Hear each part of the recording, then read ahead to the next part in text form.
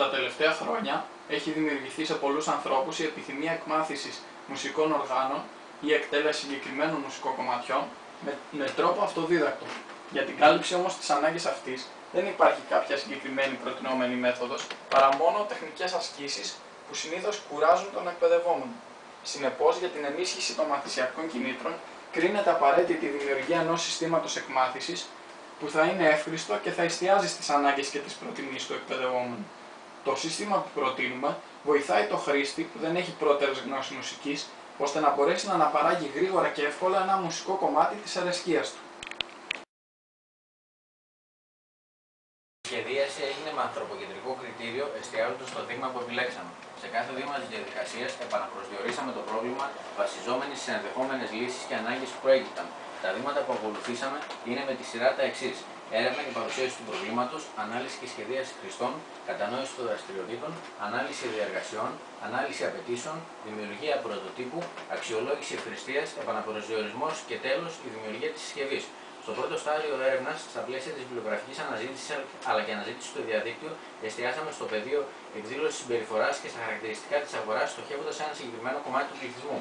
Για τη σχεδίαση των χρηστών, personas που χρησιμοποίησαμε σαν πρότυπα για την διεπαφή, πήραμε συνεντεύξεις από ενδιαφερόμενους, μιλήσαμε με καθηγητές εκμάθησης πιάνου και συζητήσαμε με πολιτές μουσικών οργάνων καθώς και πιθανούς αγοραστές. Για να καταφέρουμε να χρησιμοποιήσουμε τη γνώση που πήραμε από τους χρήστες και για να δημιουργήσουμε σχεδιαστικές λύσεις που τους ικανοποιούν και τους εμπνέουν, ακολουθήσαμε την συνηθισμένη τεχνική της δημιουργίας σεναρίων. Μετά τη δημιουργία σεναρίων, χρησιμοποίησαμε ένα εργαλείο ανάλυσης των απαιτήσεων και τη θεωρία της δραστηριότητας. Στα πλαίσια της ανάλυσης των διεργασιών, εξετάσαμε τον τρόπο με τον οποίο οι άνθρωποι εκτελούν τις διεργασίες τους βήμα προς βήμα. Κατά την ανάλυση των διεργασιών, χρησιμοποίησαμε ιεραρχική ανάλυση απαιτήσεων, περιγράφοντας τις λειτουργίες και τα πλάνα. Στα πλαίσια της ανθρωποκεντρικής, πειραματικής και τμηματικής σχεδίασης, χρησιμοποιήσαμε πρότυπα για να αξιοποιήσουμε τις αντιδράσεις των χρηστών και κατά πόσο ανταποκρίνονται στις απαιτήσεις τους. Τέλος, κατά τη διάρκεια αλληλεπίδρασης του χρήστη με το πρότυπο, καταγράφαμε τις λειτουργίες του χρήστη, τα προβλήματα που του παρουσιάστηκαν και τις ανάγκες που του δημιουργήθηκαν και εξελίξαμε εκείνη την ώρα το μοντέλο σε πραγματικό χρόνο ώστε να καλύψουμε τις ανάγκες του κατά την αλληλεπίδραση, ενσωματώνοντας τις νέες αυτές λειτουργίες στο τελικό μοντέλο. Ανοίγοντας τη συσκευή, βλέπουμε την αρχική οθόνη, στην οποία πατάμε το OK με τη χρήση του ειδικού στυλού που διαθέτουμε με IR LED.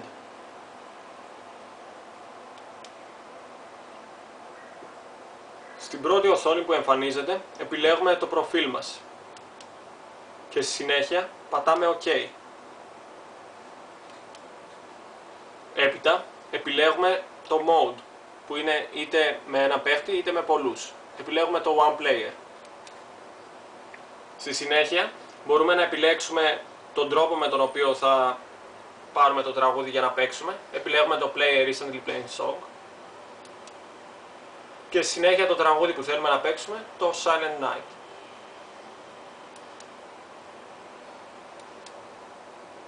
Πατάμε στο OK. Εμφανίζεται το πρώτο mode, το Practice Mode, στο οποίο σύμφωνα με τις οδηγίες, πατώντας OK, θα αρχίσουμε να παίζουμε το τραγούδι, το οποίο είναι χωρισμένο σε φάσεις. Επιδεικνύεται που πρέπει να βάλουμε τα χέρια μας και στη συνέχεια παίζουμε το τραγούδι.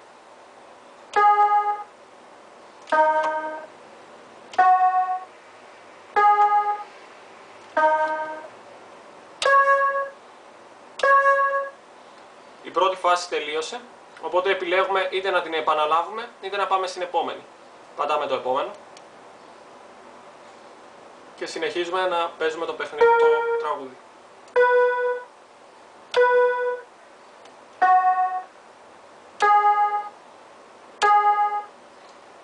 Τέλος της δεύτερης φάσης, οπότε επιλέγουμε πάλι την επόμενη φάση.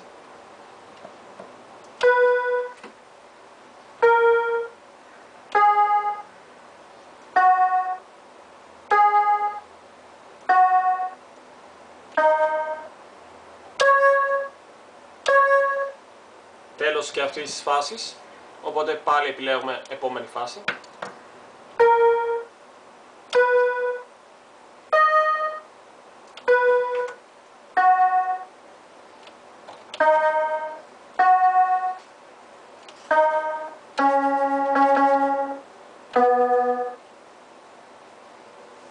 κομματιού, οπότε αυτόματα η συσκευή περνάει στο επόμενο mode, το οποίο είναι το execution mode, και θα παίξουμε το τραγούδι, το οποίο τώρα δεν είναι πλέον χωρισμένο σε φάσεις.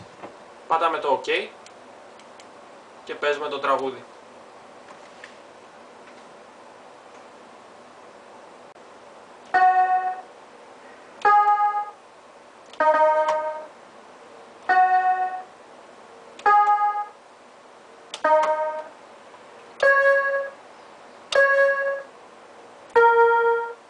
Μετά την ολοκλήρωση του τραγουδιού, η συσκευή περνάει στο επόμενο mode, το mode, στο οποίο γίνεται επίδειξη παίξηματος του τραγουδιού από τη συσκευή. Βασικό στοιχείο του συστήματος εκμάθησης είναι ο προτζέκτορας που χρησιμοποιήσαμε για την προβολή πάνω στο πιάνο των κατάλληλων πλήκτρων αλλά και του μενού πλοήγησης.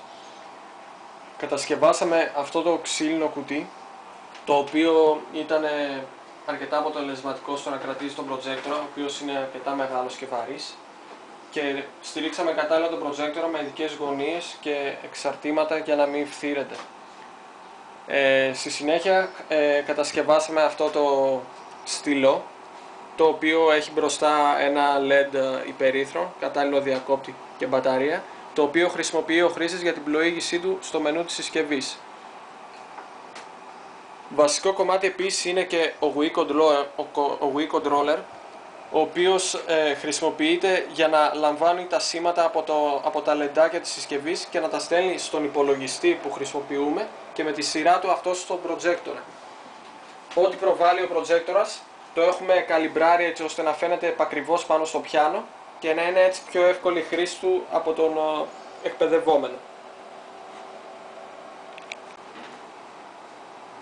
Η συσκευή μας αποτελείται στη βάση της από ένα πιάνο και ένα λευκό χαρτόνι, το οποίο απλά έχει χρησιμοποιηθεί ούτως ώστε να προβάλλει σε ζωστή επιφάνεια ο προτζέκτορας. Ας δούμε από τι αποτελείται το πιάνο μας. Πάνω στο πιάνο, στο πάνω μέρος του, πάνω από τα πλήκτρα, έχει κολληθεί μια διάτρητη πλάκα, στην οποία έχουν στερεωθεί ορισμένα υπέρυθρα LEDs. Η μία πλευρά των διόδων αυτών έχει συνδεθεί με το συν της μπαταρίας, η οποία είναι στερεωμένη στο κάτω μέρος, σε αυτό εδώ το ειδικό κουτί το οποίο έχει φτιαχτεί, και το άλλο, το πλην, το άλλο το ποδαράκι των διόδων, συνδέεται με ειδικό καλώδιο κάτω από κάθε πλήκτρο, το οποίο καταλήγει σε μία λάμα, η οποία όταν πατιέται κλείνει κύκλωμα.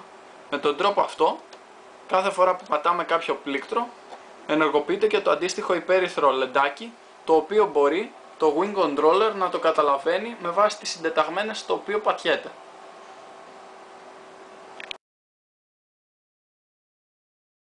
Εφαρμόσαμε μια αυτόματη εμπειρική παρατηρητική αξιολόγηση καταγράφοντας δεδομένα από τη συμπεριφορά των χρηστών κατά τη χρήση της συσκευής.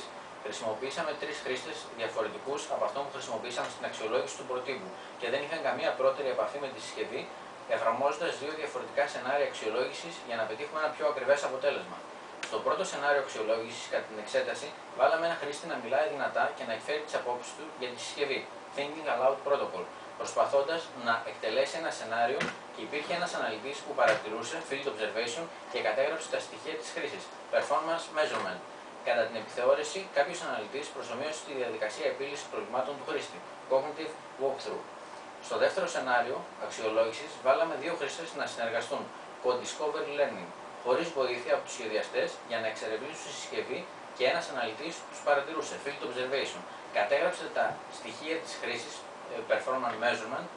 Μετά από το τέλος της εξερεύνησης των χρηστών, ο σχεδιαστής συζήτησε, interviews, μαζί τους για τη συσκευή, κάνοντας ερωτήσεις και προσπαθώντας να διαπιστώσει αν κατανόησαν τις λειτουργίες της συσκευής.